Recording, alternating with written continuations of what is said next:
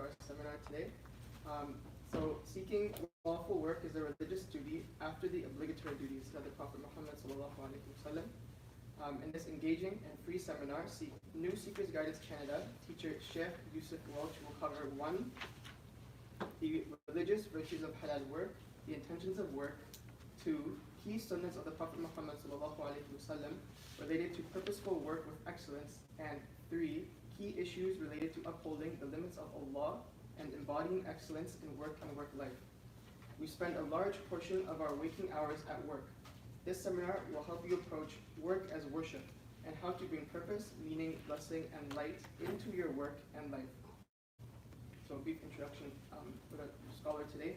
So Shaykh Yusuf Weltch was born and brought up in New Jersey and accepted Islam by the grace of Allah at the hands of his older brother in 2008. Soon thereafter, he was afforded the opportunity to study at Darul Uloom for an intensive 4 years where he studied the Arabic language as well as the Urdu language. In addition, he also studied Creed, Aqidah, Logic, Mantiq, Hanafi Fiqh, Tafsir, and Hadith. After completing 4 years, he traveled to Tarim, Hadramaut, where he studied in the world-renowned Madrasa Dar al-Mustafa under some of the great scholars and ascetics of Tarim, many of whom are direct descendants of the noble messenger sallallahu alaihi wasallam. During his time in Tarim, Shaykh Yusuf completed the memorization of the Quran, memorized 40 hadith of Imam Nawawi, and also studied a number of subjects such as inheritance, usul al-tafsir, usul al-hadith, tafsir of the Quran, Islamic history, and a number of texts on spirituality with some of the world's greatest teachers of spirituality. So just a brief introduction to our seminar today and the schedule. So we've already prayed Dhuhr. So from about 1:50 to 2:20, we'll be focusing on the status of work from the Quran and Sunnah. From about 2:20 to 2:50, we'll be focusing on worshiping with work. From 2:55 to about 3:20, 3:30, we'll be looking at prophetic etiquettes of work. And then from 3:25 to the end, towards the end, will be quality time and not quantity. And then at 4 p.m., alhamdulillah, there will be a free lunch. So stick around for some food, inshallah. And so I will be passing it on to Shaykh Yusuf.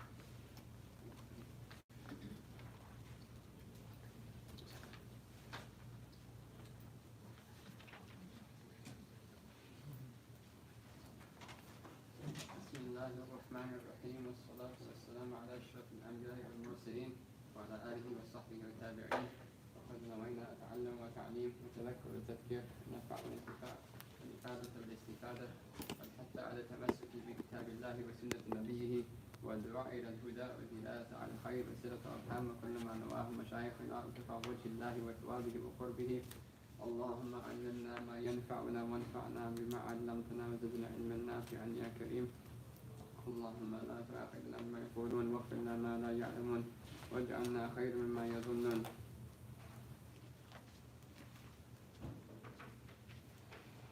بسم الله الرحمن الرحيم.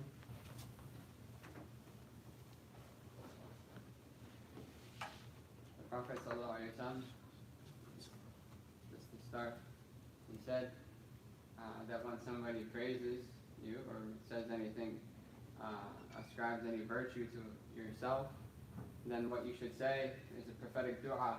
It's a really beautiful dua. He says, Allahumma la tu'akhidhni bima yaqulun. Oh Allah, do not take me to account. Allahumma la tu'akhidhni bima yaqulun waghfir li ma la ya'lamun. And forgive for me what they don't know about. Waj'alni khayran mimma yadhunnun. And make me better than what they think. So, it's one of the lost sunnah of the Prophet ﷺ is that dua. Bismillahirrahmanirrahim. Alhamdulillah, it is a blessing once again to gather for the sake of Allah subhanahu wa ta'ala, especially when we can take from what we hear and apply it to our lives. So benefit in regards to these types of seminars are going to be of 2 types, inshallah, and Allah is the one who gives the benefits. That one is going to be a theoretical benefit, meaning a way that we perceive things. So we'll talk about how do we perceive work. When we look at work, what our mind immediately goes to is something that's distracting us from Allah, but it doesn't have to be that way. And then the second one would be a practical a benefit of which we can practice in our lives. When we go to work, we can practice on these things, and inshallah, by means of that, turn all of it into worship. So,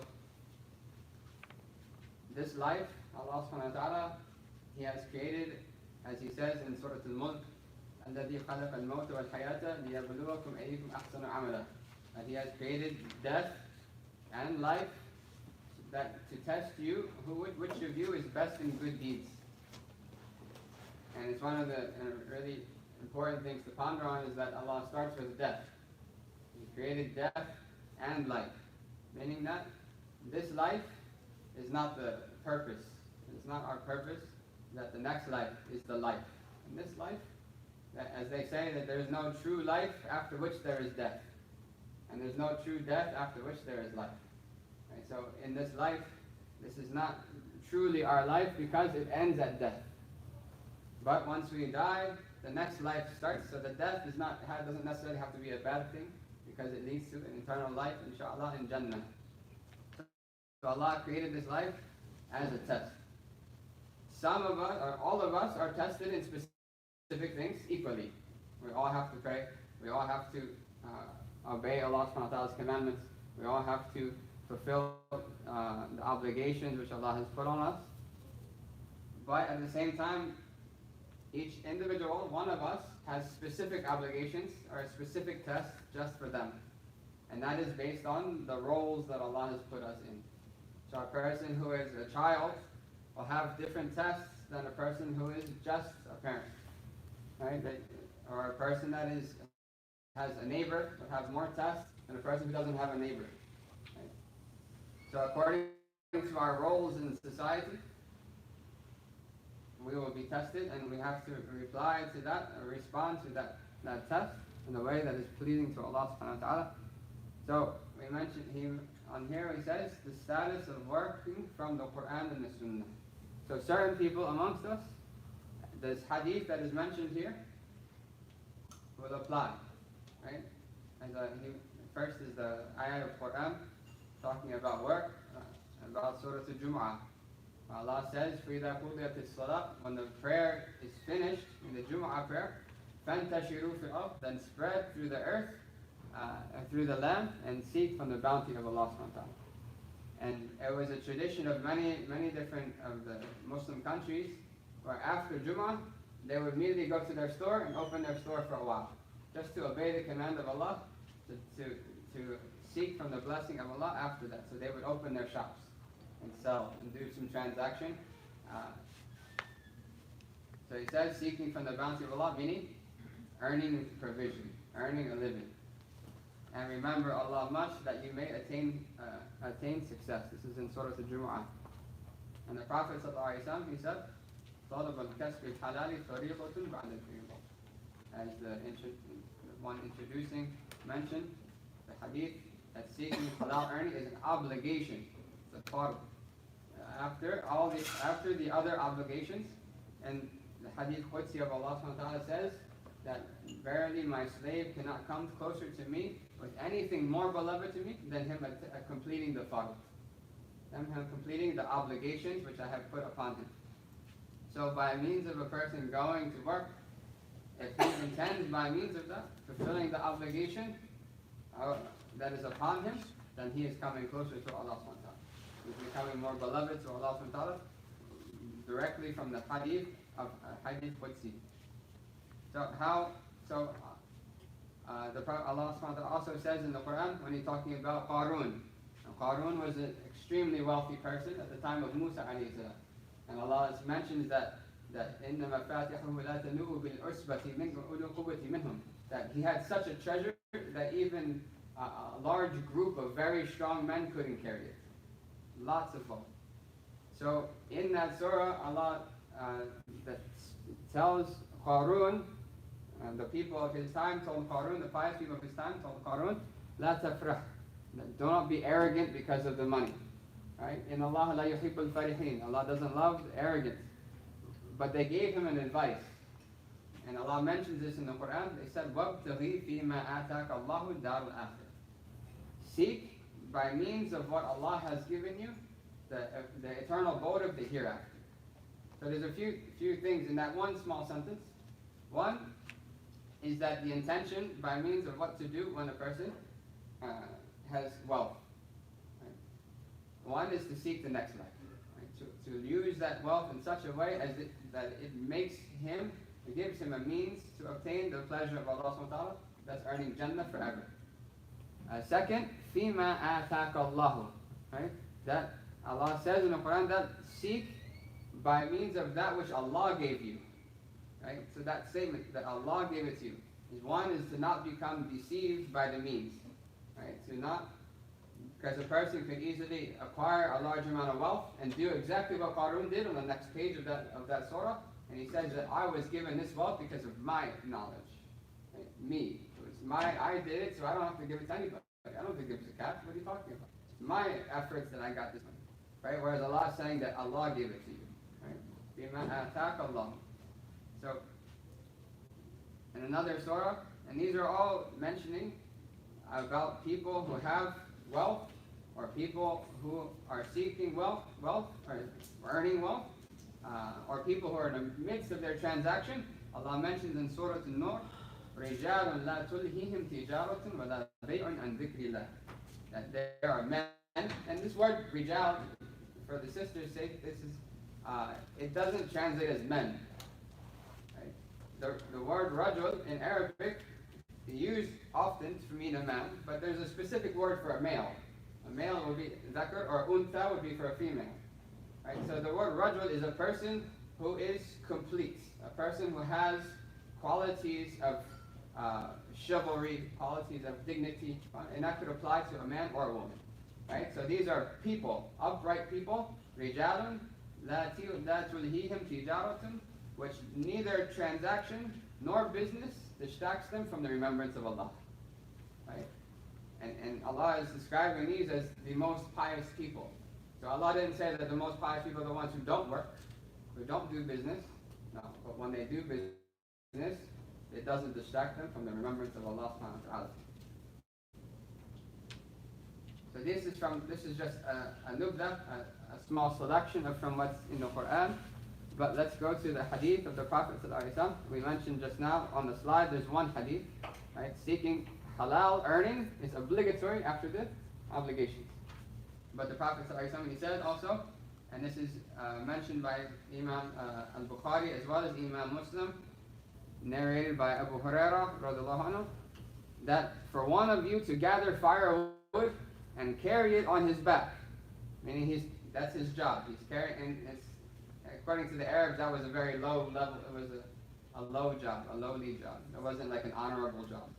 But he said, for one of you to gather firewood and carry it on his back, it's better for him than for him to ask someone and then either be given or to deny. It means to beg. It's better for him to do that than to beg. Prophet ﷺ also said, أَطْيَبُ الْكَسْبِ عَمْلُ الرَّجْلِ بِيَدِهِ. The purest of earning is the work a man does with his hands, and in every blessed transaction. So you have two types of work. You have where you have business transactions and you have labor. Right? So he mentions that the most pure of earnings is labor and transactions done in a way that Allah loves. Transactions done according to the sacred law, right? Which are bay'un mabrur, right? Which is a blessed transaction accepted by Allah subhanahu wa ta'ala.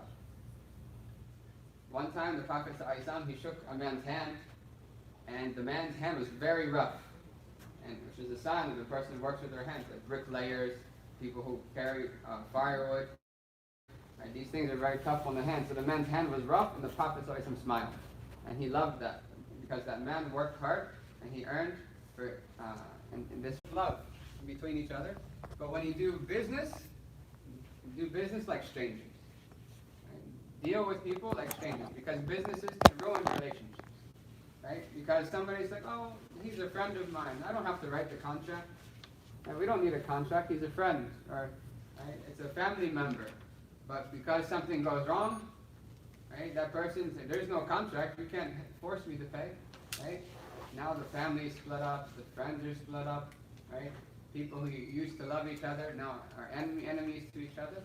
So when dealing with people, even if they're relatives, even if they are family or friends, that's still to be, in regards to business transactions, to be specific. Right? It's just a formality. Can you just sign this? And it's a formality. Also counting money. The Prophet ﷺ, it's one of the sunnah of the Prophet to count the money. So somebody gives you a stack of money, and this is for the transaction, it should be counted in the presence of that person. And many times, that even though they counted it multiple times, it's wrong. Or maybe it's more. Maybe they gave too much. Right? So you're counting it and is in their favor. Right? So these small things, they stop at the pretext any possible conflict from happening in the future, especially when it comes to business. We have contracts for a reason, right? So that things don't go wrong. And if they do go wrong, we have a proper agreement on how to deal with it. Allah subhanahu wa ta'ala says in Surah Al-Baqarah, and this is verse 282 for whoever wants to look at it, because it's the longest verse in the Quran. It's one entire page, right? And he mentions in there how to deal with debts, right? How to write down, to record debts. And he mentions in the verse, he says, وَلَا تَسْأَمُوا أَن تَكْتُبُوهُ صَغِيرًا أَوْ كَبِيرًا إِلَى أَجَلٍ. This is a portion of this full verse. He says, do not be lax. Do not be lax in writing it, meaning recording the contract, the debts that's being taken. So somebody buys this tea, and they said, I'll pay you in 3 days. Okay, no problem. Let's write it down. Right? He says, Allah says, do not be lax in writing it down. Oh, it's okay. I believe you.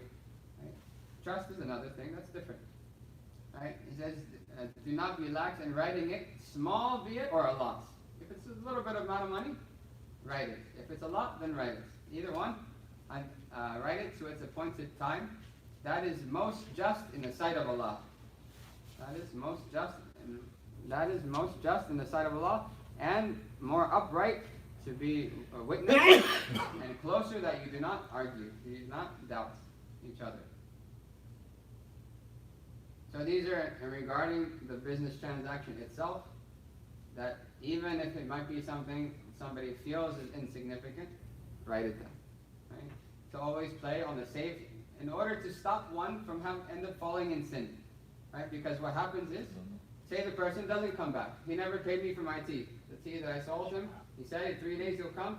Right? So now what happens, even if I don't care about the money, the principle of the matter might cause me to have bad opinions of him, to make dua against them, right? To hate them whenever I see them. Right? Those things are sins of the heart. Right? Those things are sins of the heart. Right? To hate somebody, right?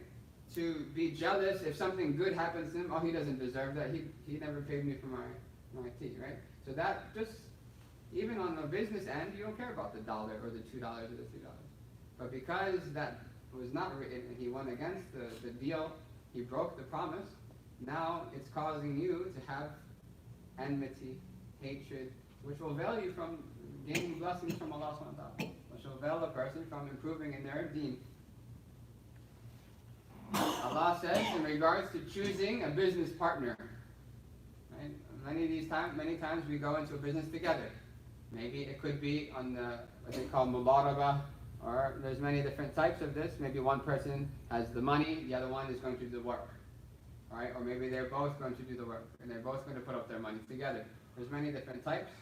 But in regards to choosing who is that person that you're going to go into business with, right? And this is important because one person came to Sayyidina Umar, and he said, I'm going to do business with this so-and-so person. Umar said, do you know him? He said, yeah, I know him. I know him well. Umar said, have you ever traveled with him? He said, no. Have you ever done business with him before? He said, no. He said, then you don't know him. Right? Because the word in Arabic for travel, safar, means to shine light. Right? So when you travel with somebody, the real self comes out. The ego comes out. When things go bad, you're stuck at a place, right? You run out of gas. Now the real character of that person comes out. Whereas you only know him in his comfort zone, right? So when business deals go wrong, then the egos start to come into play, and all of the hidden qualities that a person normally wouldn't show you when they're in their comfort zone and everything is going right. Now they start to come out. So be very careful about who is the business partner and who you travel with as well. So Allah says in the Quran in Surah Sad, verse number 24, about Dawood alayhi salam, Allah mentions on the tongue of Dawood alayhi salam, وَإِنَّ كَثِيرًا مِنَ الْخُلَطَاءِ لَيَبْغِي بَعْضُهُمْ عَلَى بَعْضٍ إِلَّا الَّذِينَ آمَنُوا وَعَمِلُوا الصَّالِحَاتِ وَقَلِيلٌ مَا هُمْ. That this is the story when it was angels, and the story that a person, they came in the form of men, and they complained to Dawood. They said that my brother has one goat, and I have one goat, my brother has 90 goats, and he's trying to get me to give him my last goat. And so he was asked to judge about it, but then Dawood, he mentioned a very important principle. He says that verily many business partners transgress over each other, except for those who believe and do good deeds, and few are they. There are very few types of people like that. So when going into business, a person should take into consideration the person's piety. Right? Are they a person of taqwa? Would they, even though they had the chance to do something wrong to me and nobody could see them, they still wouldn't do it because they have taqwa. So taqwa is the fear of Allah in private. That a person will not do sin even though nobody is watching them. So that's a true sign of taqwa. So would this person betray me even though I wouldn't know about it? Right? Is this a person that has, it doesn't have to always be belief. Obviously a Muslim working with another Muslim would be best because they're on the same scope of things. They agree to the same principles that they should act on. Right? But generally, a person should be a person of uprightness. They should be upright in their character. When they promise something, they should fulfill that promise. They should not be people what they call Dhu Lisanayn, right? Two-tongued people, as the Prophet called them. Right? They should not be liars. They should be trustworthy. They should be. So it says, except for those who believe and do good deeds. That type of business partner will not transgress over you. They will not oppress you. They will not do something wrong to you in your presence or in your absence. Any questions before we go on?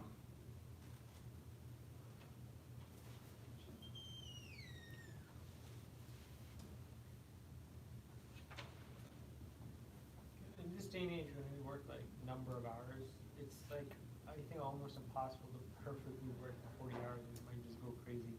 You know, it's like completely out because sometimes you're distracted. You can't think. You don't know the solution. You start walking around or you're talking to people. So like, whereas with exactly weight measure stuff, it's like it makes sense that you measure something and it's gonna be the exact amount.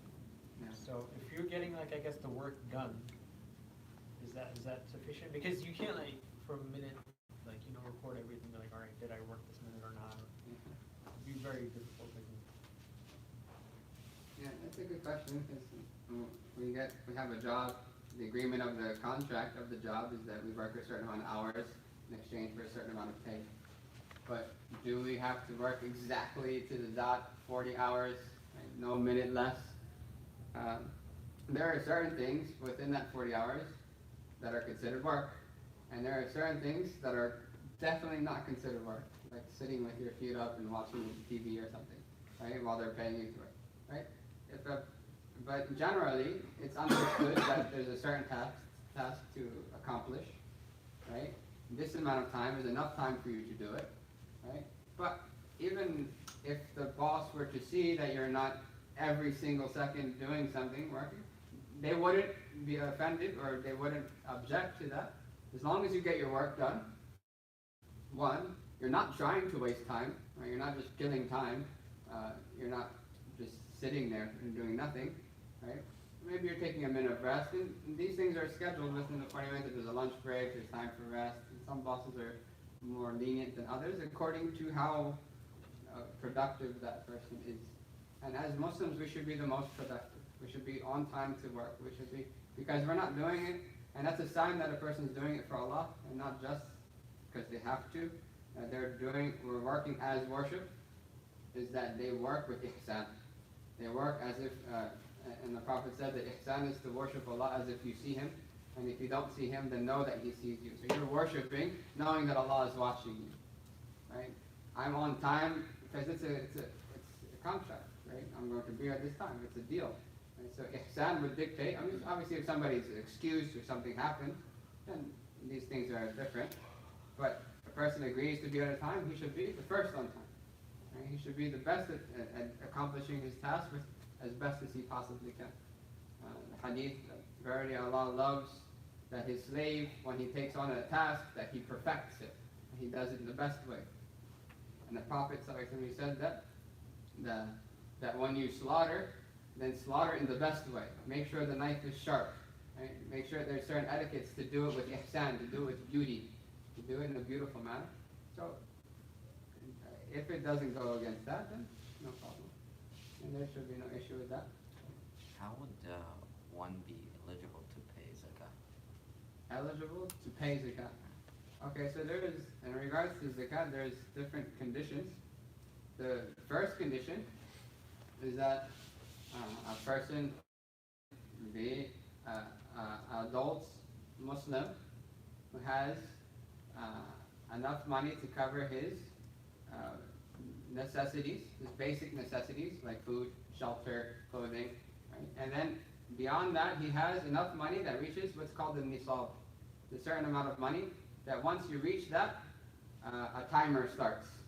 Right? So if 1 year passes on that money, then at the end of that year you have to pay 2.5% of that money. So that money, there's a way to calculate it on certain websites. They have it. It's according to the gold rate. It's around 4,000 or so US.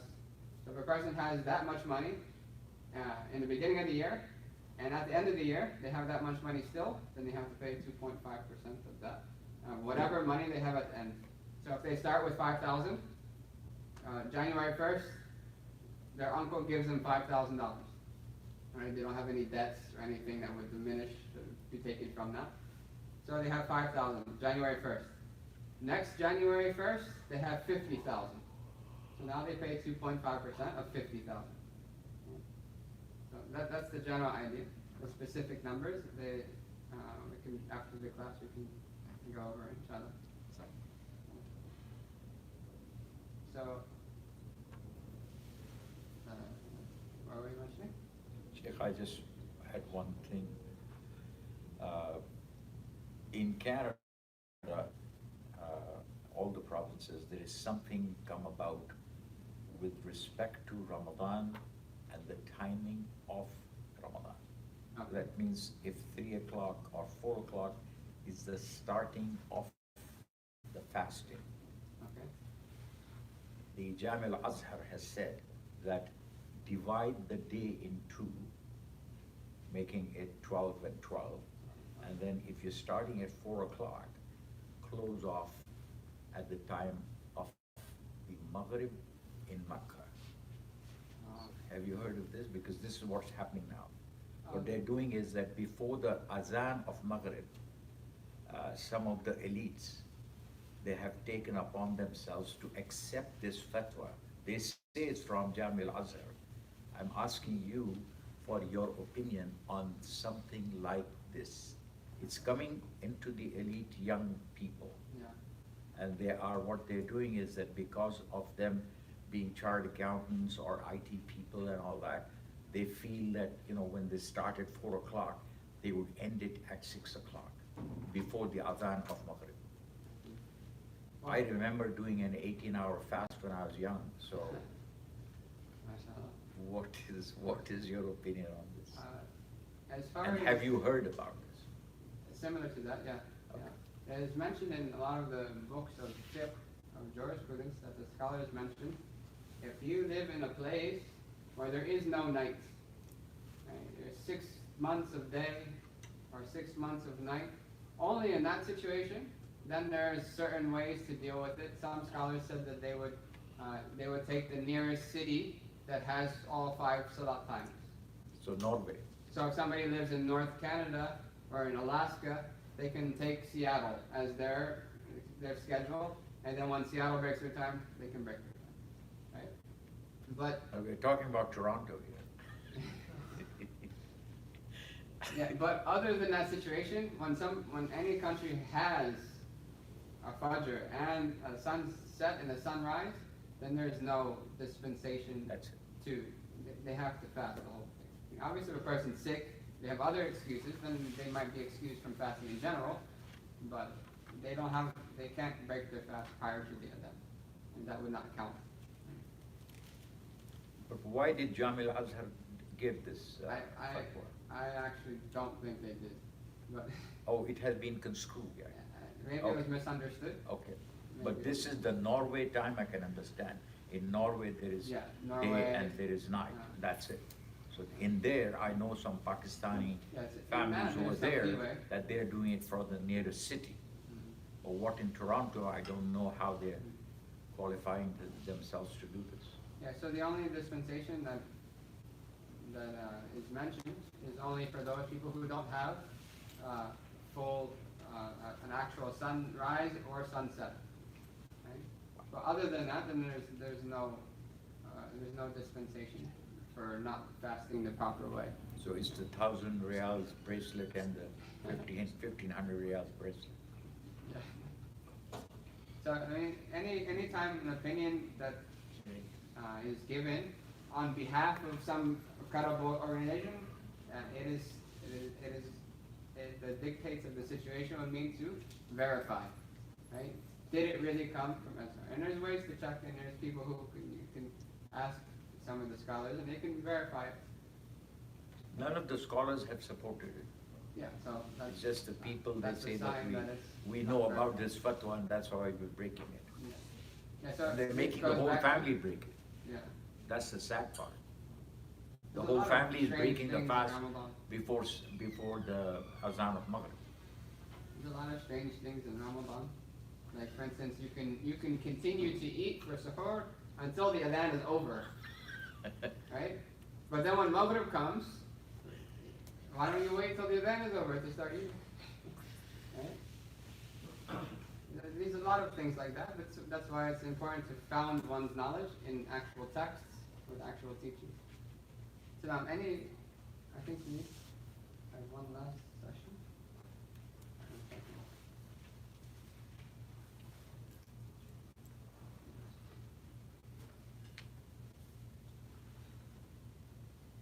Do you guys want to take a break, or you want to just go through the last section and then We stop take the questions? pearls now. Okay, everyone have their tea? So, the last thing I wanted to mention, which is kind of second half of the third slide, for those who are looking on, has to do with certain prophetic advices, as well as an importance of fiqh, to learn fiqh in regards to business. So Allah mentions in the Quran, and this is in Surah An-Nisa, verse 29, that, O you who believe, do not consume your wealth amongst yourselves, except that it be a transaction of mutual content between you two. So this is the basis upon which the jurisprudence regarding business transactions is based on, right? That a mutual contentment. So that which would invalidate a proper business transaction would most likely is something that would lead to argumentation, or something that could lead to a discontentment between each other. So to sell something that's unknown, right, or to not explain the fault of something, which we mentioned earlier, that if I sell this phone and I don't tell the person that the battery dies right away, as soon as you turn it on, the battery dies. If I don't tell them that, then them not knowing that would lead to argumentation between us. So that would not be what the Prophet said in the first hadith, bay'un mabrur, a blessed transaction, meaning a transaction which is rewarding from Allah subhanahu wa ta'ala. Also, in regards to fiqh, it could be invalid and sinful. So, and the Sharia dictates that the person who buys something and they find that thing has a flaw that was not told to them if you said as is, okay, then that's up to them to investigate how the thing works. But if you did not say as is, and you said, or you made a claim, right, about this phone, and they found that it was not as they expected from what you described, or they found that there's a flaw that you didn't tell them about, they have an option of returning, right? It's not like that you get reward for accepting their refund. It's obligatory for you to refund it for them. Right? So there's certain specifics, and these are things that we are responsible to learn, as the Prophet ﷺ said. Seeking knowledge, sacred knowledge, is obligatory on every believer. And which part of that knowledge is obligatory? That which is individual obligations. So everything that is obligatory specifically on me is obligatory for me to learn how to do that properly. So, for instance, salat. Right? There's no excuse for me to not know how to pray salat. It is the responsibility of the parent to teach the child prior to them reaching the age of maturity. But if the parent did not teach the child, then from the age of maturity, it's the child's responsibility to seek knowledge in order to learn that thing. So prayer, how to fast, how to do zakat. If a person is a person of wealth and they might be liable to pay zakat, then they have to know the rulings of zakat.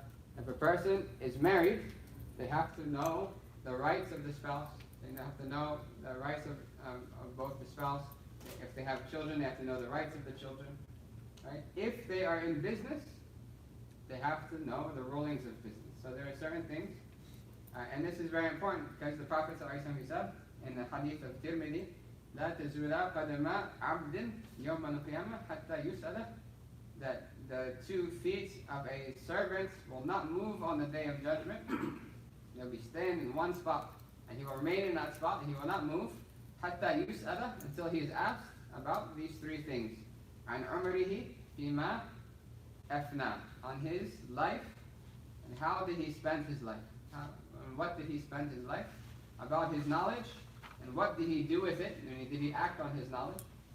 Right, so it's not just enough to know, but to apply as well. And then about his wealth. Right? And there's 2 questions about wealth. He says about his wealth, from where did he earn it, and in what did he spend it? Right? So both of those. So we have to learn what Allah wants from us in regards to business, and in regards to how to earn, and in regards to how to spend. Right? So somebody might earn from halal, but spend it on haram. Or a person might earn from haram, and then try to use it for halal. And the Prophet ﷺ, and this is very dangerous, because the Prophet ﷺ, he said, he described a man, and he described a person, and all of the description of this person are qualities that normally that person's dua will never be rejected. So he said, رُبَّ أَشْعَثَ, that there's a man who is disheveled, right? He's broken. He's already in a state of humility. He's disheveled. He's dusty. He's got dust all over him. He's traveling, right? يَطُولُ السَّفَرِ. And you know the dua of the traveler is accepted. Right? He's traveling. He raises his hand, which is one of the etiquettes of the dua. Sayyidina Umar said that the Prophet ﷺ will never put his hands down from raising after dua until he first wiped his face. And so the sunnah dictates that to raise the hands like this, and this is a bit off topic, but it's a benefit, parallel to the sky. And that's how the Prophet made dua. He would raise his hands. That this person, he's disheveled, he's dusty, he's a traveler. He raises his hand, proper etiquette of dua. He says, Ya Rab, Ya Rab, Ya Rab. And the Prophet ﷺ said, that another hadith, that a person doesn't say Ya Rab, Ya Rab, Ya Rab 3 times, except Allah says, ask what you want and I'll give it to you. Right? So he says Ya Rab, Ya Rab, Ya Rab. So all of the conditions of a proper dua are fulfilled, but the Prophet says that his clothing is haram, that his nourishment was from haram, that his wealth is haram, his clothes are haram, and he was nourished with haram. How will his dua ever be accepted? And I used to doubt that. I mean, it's far-fetched that his dua would ever be accepted. So no matter having all of the qualities of a proper dua, a person whose dua would definitely be accepted, because of his earning from haram, he put himself in a situation where nothing of his, no dua will be accepted. Right? And the Prophet ﷺ said, لا يدخل الجنة جسد غذي بالحرام. that the person whose body is nourished by haram will never enter into paradise. So this is why the women used to say to their husbands before they sent them off to work, that we can be patient with hunger, but we cannot be patient on the fire. Do not bring home haram money. And don't do, and there's a situation, say that Abu Bakr, radiallahu anhu, that he had an assistant or a servant, and the servant would bring him food. Every time the servant would bring food, Abu Bakr would ask. But because this day he was very hungry, he didn't ask, he ate. So the servant was kind of amazed, why didn't you ask? So he asked him, why didn't you ask me? Usually you ask, why didn't you ask today, where did I get this food? So Abu Bakr said, okay, where did you get the food? Now it's already eaten. Okay? He said that before I became Muslim, I used to be a soothsayer, right? Like a fortune teller. And this certain people that I did fortune telling for, they still owe me money, and today they paid me for that task, that job of fortune telling that I did for them. And with that money, I bought the food that I fed you. Immediately Abu Bakr, he took his finger and he put it down his throat, and he started to try to remove the food. And he couldn't get it out, so he drank water, he would do it again. And remove the food, drink water until it all came out. And the person said, you're going to kill yourself. He said, even if I have to kill myself to get this out of me. Right? So they were very, very specific that the money that was haram money was not used to buy the food that they were eating. Right? Even Sayyidina Ali, he would say that I would not eat a single piece of bread until I know who planted the seed, who cut down the crop, who ground up the wheat, who cooked it, who baked it, and who gave it to me. Until I know all of that, I won't eat it. And he was very cautious. We're not saying that that is obligatory on everybody. Right? That's not obligatory on everybody to push themselves to that level, but just to show importance of the source of the wealth will dictate a lot of the other things within the family. Right? So, he says that a person will be asked, where did they earn it, and how did they spend it? And then, Sayyidina Umar ibn Khattab, radiallahu anhu, when he was the Khalifa, he said that nobody can enter our souk, our marketplace, nobody can do transaction in our marketplace who hasn't learned the deen, who hasn't already studied the rulings of transaction, business transactions.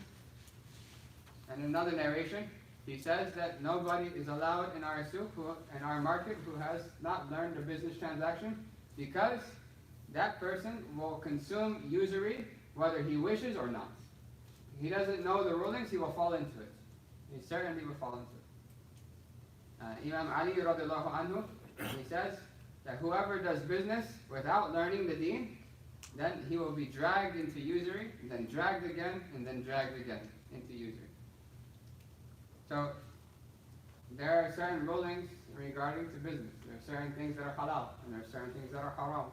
And there are certain things that are recommended, but not that a person is not obliged to do. But if a person goes into, especially those who are buying and selling specifically, when it comes to labor and services, it's a little less, but also there are certain etiquettes that if a person doesn't know what is halal in regards to transaction, what is halal as far as them calculating their zakat, right? Because the merchandise that a person has and intends to sell it is also considered zakatable, if you can say that, right? That you're liable to pay zakat on that thing as well, the value of that. So if a person doesn't know that, then even if their intentions are good, they will be disobeying Allah. They will end up falling into something which will take them away from Allah, which is what we don't want to do if we're trying to make our work is worship. And then, just to go over the last few things on here, the prophetic etiquettes. So first and foremost of the etiquettes of the Prophet is to learn the deen. In general, specifically if somebody's going to do business, to learn about business as well. And ignorance, not knowing, is not an excuse for anybody except for two people. In our deen, only two people have a right to say, I didn't know, and they're temporary excuses. One is a person who just became Muslim. They took Shahada yesterday, and now they're Muslim, they're not going to know a lot of things. So as it takes them time to learn, they're excused to the portion but they're obliged to make effort to try to learn. The second is a person who lives in a place where they're completely cut off from scholars, from any source of knowledge. Besides those two people, nobody has an excuse to say that I don't know. So proper intentions and knowledge, we go into work with that. Other than that, the Prophet ﷺ gave us a few etiquettes in general. First, he says here, trust in Allah, right? To make tawakkul on Allah subhanahu wa ta'ala. The Prophet said, if you were to have trust in Allah the way that He deserves to be trusted, He would provide you like He provides the birds. They leave by morning with an empty stomach, and they return by night satiated, full stomachs. It does not negate your trust in Allah that you take the means. Actually, it is proper etiquette with Allah that you take the means. You don't just wait, because if a person were to sit and not do anything, yes, the provision that was written for them will come to them, whether they try for it or they don't.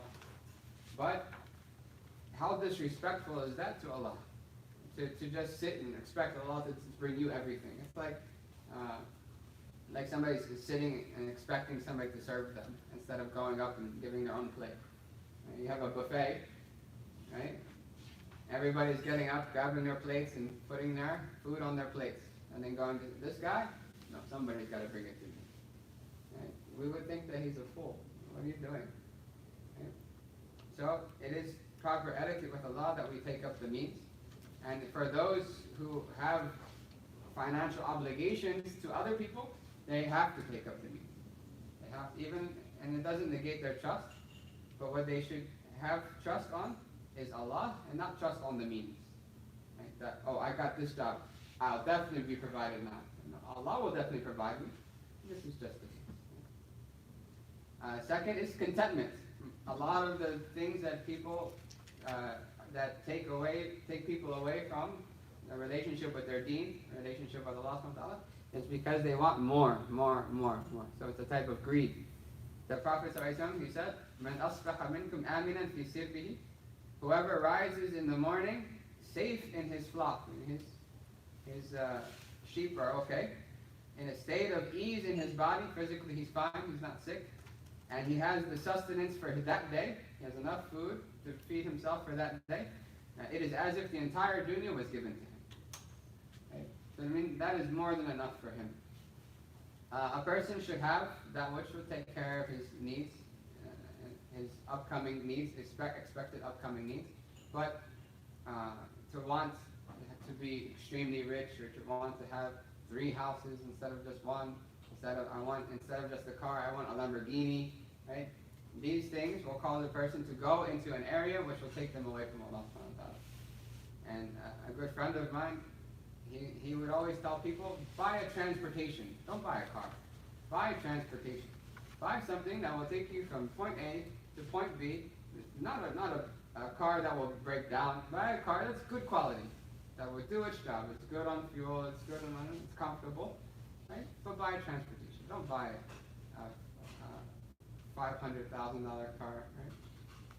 Buy a transportation. So to be content with less, the Prophet ﷺ, he said that when any one of you looks to somebody who's been given more wealth than him, or given more physical beauty than him, then he should also look at somebody else who's been given less. Right? So to remind ourselves that there's people who don't have anything. There's people who barely have water. They have to walk 10 miles to the nearest well to get water, and the water itself is killing them because it's not pure. Right? So there are people who live like that, and we're complaining that we don't have the newest such and such technology. Right? We should be content with what Allah has given us. And the Prophet said that true wealth, true affluence is contentment, and true poverty is greed. So a person has $1 million, but he wants 2, he's poor. Right? He's like a poor person. A person who has $10 and he's fine with that, he's rich. Next is gratitude. and we'll finish soon with this. Allah says, "O you who believe, eat from the pure of that which we have provided you, and be grateful to Allah, if you truly worship Him only. If you truly worship Him only, then be grateful to Allah subhanahu wa ta'ala." And Imam Ali was asked, do you want cold water or regular water? He said cold water. And he was known for his abstention from the worldly things. He would like we said, he would look for the hottest days of the year to fast. And he left the dunya completely. Right? But this day, he said, I want cold water. And cold water was seen as like a luxury. Right? And he wasn't known for being luxurious. So they asked him, why do you want cold water? He said, لِيَسْتَخْرِجْ مِنْ قَلْبِ شُكْرُ لِلَّهِ. So that by drinking that cold water on such a hot day, that alhamdulillah comes from the depths of my heart. And gratitude for Allah comes from the depths of my heart. MashaAllah. So gratitude for Allah subhanahu wa ta'ala. And Allah says in the Quran, as we all know, that if you are grateful, then we'll increase you. Last slide, which we won't go too deep into for the sake of time. Quality time, not quantity. Because we work a lot, and maybe some of us work a lot of hours, and then I think with 40 hours is full time, the minimum full time. But on top of 40 hours, you have the commute. Right? So there's a lot of time that is put into this work in order to earn a living, which is fine. And we hope that all of those hours are on the scale of good deeds on the Day of Judgment with these etiquettes. But at the same time, even though we don't have a lot of time, we should take a specific time every day or weekly or to have time only for Allah. Just to be alone and spend time with Allah subhanahu wa ta'ala. And this is one of the secrets and the shortcuts to gaining true sincerity with Allah subhanahu wa ta'ala, is to make the best worship that you do in private. Okay? To have alone time with Allah. To have a time where you schedule it so that your family's rights are fulfilled, you take time with your kids and everything, but also time to just every day, maybe after Fajr or before Fajr, to sit and make dua, to sit and read the Quran, to sit, remember Allah subhanahu wa ta'ala, to sit and reflect. Right? These things are very important for the soul. So yes, work is worship, but there are also things that are specific worships that are necessary spiritually for a person. At the head of them is the tahajjud, the night prayer. The night prayer is an absolutely amazing thing. Yes, it is difficult on the nafs. It's very difficult. But if a person is consistent, Allah will make it easy. Allah will change the difficulty into sweetness. And Imam Haddad, he mentioned in his book, the Book of Assistance, that in regards to his tahajjud prayer, he said that if the people of Jannah are experiencing similar to what we experience in our nights, then they're living a good life. And that was his tahajjud time. That's how he compared it to Jannah. Others, they mentioned that for the past 40 years, nothing has ever worried me except for the adhan of Fajr. Meaning that his private time with Allah is like Jannah. But then the adhan goes off, now he has to mix with the people. He has to go out into the public. Right? And they would give all the preparation to that prayer in private, and nobody would know. They would wear their best clothing. They would wear the turbans, the men. They would wear their best clothing. They would wear their best perfume. The most expensive perfume they had, they would save it for tahajjud. Right? They would have incense, a type of incense burns called bukhor. And Imam Tirmidhi mentions that the Prophet used to burn bukhor from India. It came from India. And bukhor is Hindi. Right? Because the angels, they love pure smells. So they would burn that, and they would sit and they would worship Allah. Then when Adhan al-Fajr would come, they would put back their regular thobe. They would take off their really expensive, beautiful clothes, and they would put on regular clothes and then go out to the people. Because that was for Allah. That was only for Allah. And that is one of the wisdoms of the shortcuts of getting true sincerity with Allah, that to make all the best worship in private. So the Prophet said that trying to never leave tahajjud, even if it's to the extent of milking a goat. Short, 2 rakats, 4 rakats, just before the adhan. Another narration, to the extent of cracking an egg. Even if it's just 2 quick rakats, never leave it. Never leave it. Because there's so much blessing in that time. And the hadith that Allah's special mercy, it descends the last third of the night, and Allah calls out, who is there to make dua to me, and I will accept it. Who is there to ask me, I will give them. Who is there who has a need, and I will fulfill it. Who has sin, I will forgive it. Right? So it's shopping spree, blank check from Allah at the time of tahajjud to make quality time. For the sisters, if they're not able to pray, they should still keep that time for the prayer for Allah. Right? So that 5 minutes that they would normally play, to sit and make dhikr of Allah. To sit and read the seerah of the Prophet, the biography of the Prophet. To sit and ponder, to sit and make dua. These times it's almost like the breakfast, lunch, and dinner of the soul. Right?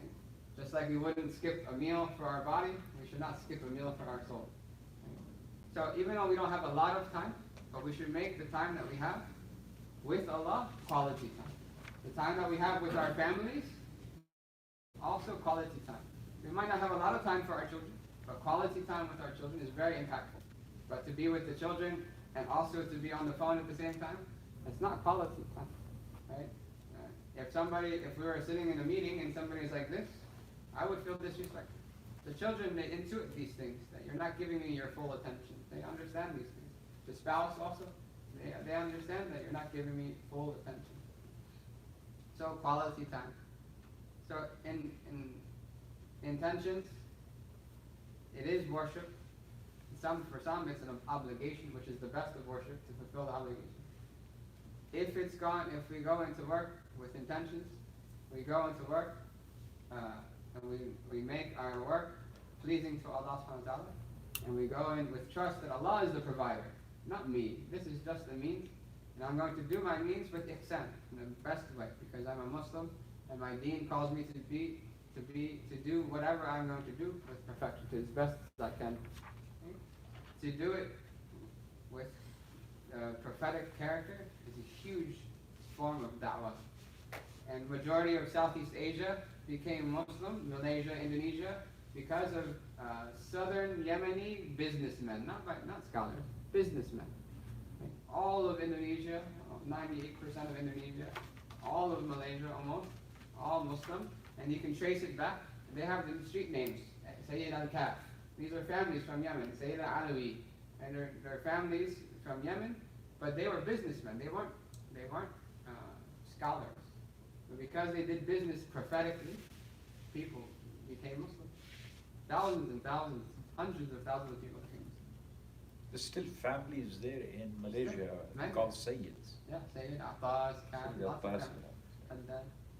So we ask Allah subhanahu wa ta'ala to allow us to make all 24 hours of our life, every breath that we take every day, worship of Allah subhanahu wa ta'ala, and to make it easy inshallah, and to remove the veils from our hearts.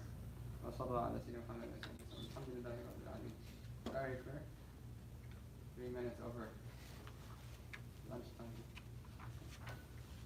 If anybody has any questions, they can ask. Everybody else can. Appropriate time for tahajjud. You said the last third part of the night. Yeah.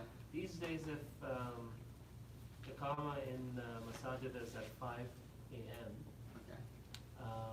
and in the time of Ramadan, we usually pull it back a little bit. Okay. Is tahajjud time done by suhoor when we stop eating? Yeah. So Fajr comes in at the end of Suhoor, but some masjids they pray even though the time is already in, they pray later. So tahajjud has to be before Suhoor time. Right? Immediately before suhoor. So if you divide the time between Maghrib, from the time of Maghrib to the time of sunrise, and you divide it into 3 parts. The last third is the best part. So it's about the last 3 hours before Fajr. right? Yeah, I don't know about here, it's smaller, I think, because of the summer, the nights are shorter. But any prayer that a person does after Isha can be considered Qiyamul Layl, right? Which is similar in reward, but the Tahajjud means that you went to sleep and then woke up. It's harder on the nafs, so there's more reward. But that time, in general, is blessed time to make dua. And if somebody wakes up, even if they don't end up praying, they should at least make dua. At least. And they should push themselves to pray. But at the very least, they should take a minute and make dua. And then go back to sleep.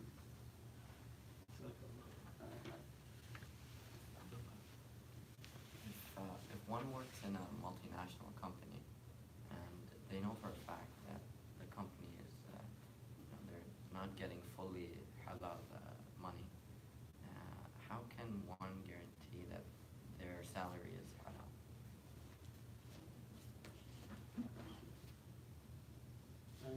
Certain specific issues, you should ask a mufti. You can ask Shaykh when he comes back for the specific nuances. But a person should try their best to make their living purely halal. So there are certain things that are clearly haram, and there are certain things that are clearly halal, and in between there is doubtful things. And the Prophet ﷺ, he said that whoever stays away from the doubtful things, and he has preserved his honor and his deed. Right? But in regards to that specific job, if it is halal or not, then you can ask Shaykh Faraz or any mufti. Inshallah, he'll help you.